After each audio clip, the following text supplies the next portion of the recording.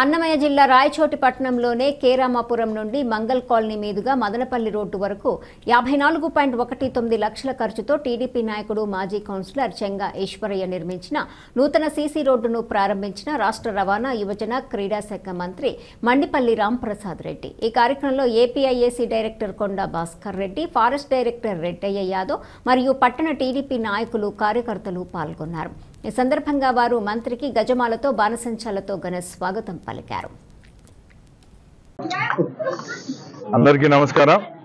ఈరోజు రాయచోటి పట్టణంలో అభివృద్ధిలో భాగంగా ముఖ్యంగా డ్రైనేజ్ వ్యవస్థ అలాగే సీసీ రోడ్ల నిర్మాణం జరుగుతూ ఉంది. దానిలో భాగంగానే ఇక్కడ రామాపురంలో సుమారు 52 లక్షల రూపాయలతో 15th ఫైనాన్స్లో సీసీ రోడ్డు నిర్మాణం చేపట్టడం జరిగింది.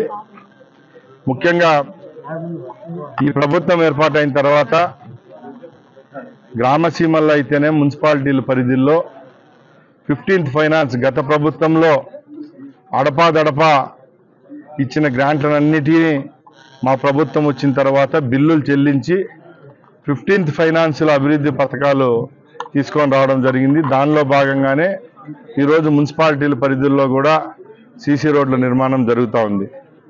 ముఖ్యంగా రాయచోటి విషయానికి వస్తే గత 10 సంవత్సరాల నుంచి రాయచోటి పట్టణం చాలా అభివృద్ధి చెందింది. వేగవంతమైన అభివృద్ధితో చాలా ప్రాంతాల్లో సీసీ రోడ్లు, డ్రైనేజీలు లేవు. ఇప్పుడు ఒక ప్రణాళికాబద్ధంగా అభివృద్ధి చేసే పనిలో ఉన్నాము. ముఖ్యంగా గౌరవ ముఖ్యమంత్రి చంద్రబాబు నాయుడు గారి నేతృత్వంలో 80,000 జనాభా మించిన మన రాయచోటి పట్టణానికి త్వరలోనే సుమారుగా 20 కోట్ల పైన నిధులు తెచ్చేదానికి ప్రణాళిక సిద్ధం చేయడం జరిగింది. దానిలో భాగంగా పట్టణంలో కొత్తగా ఏర్పడిన కాలనీలు అలాగే స్లమ్లు ఏదైతే ఉన్నాయో ఆ ఏరియాల్లో కూడా యుద్ధ ప్రాతిపదికన సీసీ రోడ్లు అలాగే డ్రైనేజ్ నిర్మాణం చేపడతామని తెలియజేసుకుంటున్నా. అలాగే ఎక్కడైతే ప్రభుత్వ స్థలాలు అన్యాక్రాంతమైనాయో ఆ స్థలాలు కూడా రెవెన్యూ వాళ్ళ దృష్టికి తీసుకొని పోవడం జరిగింది.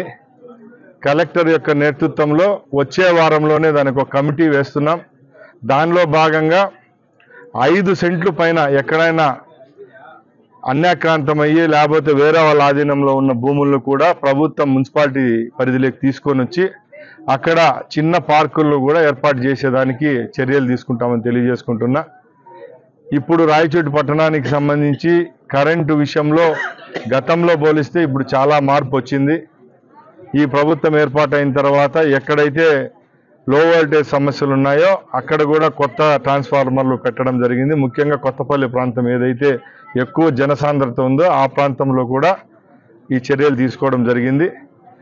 ముఖ్యంగా ఈ భారీ వర్షాల వల్ల పట్టణంలో ఎక్కడైతే డ్రైనేజీలు ఉప్పొంగి అక్కడ ప్రమాదాలకు గురవుతున్నామో ఆ ప్రాంతాలను కూడా మున్సిపాలిటీ వాళ్ళు గుర్తించడము, రేపు రాబోయే నిధుల్లో కూడా ఆ 2-3 స్పాట్లు ఏవైతే డెడ్లీ స్పాట్స్ ఉంటాయో ఆ స్పాట్లను కూడా అక్కడ రేపు వచ్చే వరదను గుర్తించి ఏ విధమైన సమస్యలు లేకుండా ఎంక్రోచ్మెంట్ ఉన్నా కూడా ఆ సంబంధిత ఎవరైతే ఆ గృహాల వాళ్ళు ఉంటారో వాళ్ళతో కూడా చర్చించి ఎక్కడ ఏ విధమైన విద్వేషాలు లేకుండా రాయచోటి పట్టణంలో అలాంటి కట్టడాలను కూడా తొలగించి రెవెన్యూ వాళ్ళు అలాగే మున్సిపాలిటీ వాళ్ళు ఒకే తాటిపైకి వచ్చి అక్కడ కూడా ఆ డ్రైనేజ్ నిర్మాణం చేపడతామని తెలియజేసుకుంటూ ఏ విధమైన సమస్యలు లేవనెత్తకుండా రాయచోటి పట్టణంలో వచ్చే 3-4 సంవత్సరాల్లో ఈ సీసీ రోడ్లు అలాగే డ్రైన్స్, పార్క్స్ అభివృద్ధి చేస్తామని తెలియజేసుకుంటూ ముఖ్యంగా ఈరోజు రాయచోటి పట్టణంలో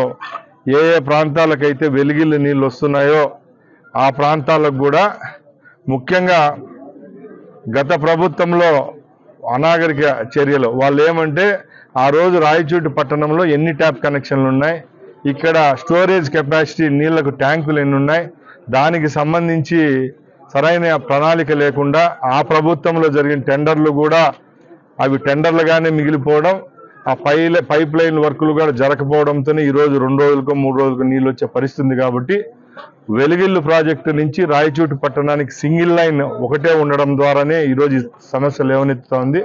దాన్ని కూడా అధిగమించి వెలిగిల్లు నుంచి ఇక్కడికి రెండో పైప్ లైన్ సుమారుగా 35 కోట్ల రూపాయలు అవుతుందని చెప్పారు. ఆ 35 కోట్ల రూపాయలను కూడా శాంక్షన్ చేయించే పనిలో మేమున్నాం. ఆ పైప్ లైన్ శాంక్షన్ అయినప్పుడు తప్పకుండా రాయచోటికి 2 రోజులకు ఒకసారి నీళ్ళు వచ్చే రోజు కూడా దగ్గరలో ఉందని తెలియజేసుకుంటూ సెలవు.